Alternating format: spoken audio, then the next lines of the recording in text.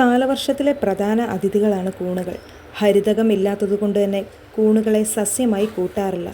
ഇത് ഒരിനം ഫംഗസാണ്. കൂണുകളിൽ ധാരാളം മിനറൽസ് അടങ്ങിയിരിക്കുന്നു.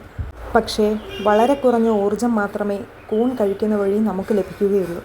പ്രമേഹം പോലുള്ള രോഗങ്ങൾക്ക് കൂണ് വളരെ നല്ലതാണ്. കൂണുകളെ പ്രധാനമായും രണ്ടായി തരംതിരിച്ചിരിക്കുന്നു: ഭക്ഷ്യയോഗ്യമായതും ഭക്ഷ്യയോഗ്യമല്ലാത്തതും.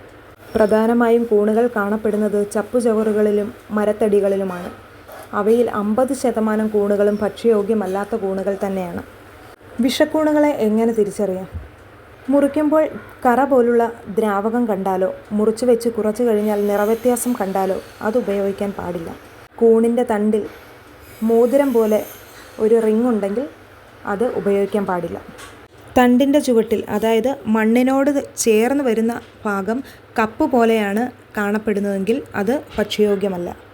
കൂണിൻ്റെ മുകൾ ഭാഗം, അതായത് കുട പോലെ വരുന്ന ഭാഗം ചുരുങ്ങിയവയോ അധിക ചുളിവുള്ളവയോ ഉപയോഗിക്കാൻ പാടില്ല. ഏതെങ്കിലും തരത്തിലുള്ള മണമുള്ളത് ഉപയോഗിക്കാതിരിക്കുക. അഴുകിയ കൂണുകൾ കഴിവതും ഒഴിവാക്കുക. കാടുകളിൽ നിൽക്കുന്നതോ അപരിചിതമായ സ്ഥലത്തു നിന്നോ കിട്ടുന്ന കൂണുകൾ കഴിക്കാതിരിക്കുന്നതാണ് ഏറ്റവും ഉത്തമം. കടകളിൽ നിന്ന് വാങ്ങുന്ന കൂണുകൾ സുരക്ഷിതമാണ്, അവ ഉപയോഗിക്കുക. വിഷാംശമുള്ള കൂൺ ഉള്ളിൽ ചെന്നാൽ ഉണ്ടാകുന്ന കണ്ടീഷനാണ് മൈസെറ്റിസം.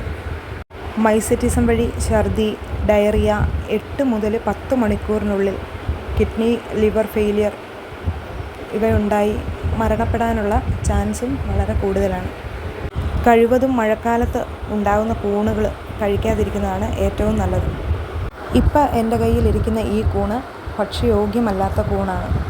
അതിൻ്റെ തണ്ടിൻ്റെ ഭാഗം വരുമ്പോൾ കണ്ടില്ലേ, ഒരു റിങ് പോലെ കാണപ്പെടുന്നു. പിന്നെ മണ്ണിനോട് ചേർന്ന ഭാഗം റൗണ്ട് ഷേപ്പ്, ഒരു മുട്ടത്തോട് കണക്കിനാണ് ഇരിക്കുന്നത്. കൂണിൻ്റെ ആ മുകളിലുള്ള കുട പോലുള്ള ഭാഗത്തെ ക്യാപ്പെന്നും ആ തണ്ടിനെ സ്റ്റെമ്മെന്നും ആ മണ്ണിനോട് ചേർന്ന് വരുന്ന ആ ഭാഗത്തെ വോൾവോ എന്നുമാണ് പറയപ്പെടുന്നത്.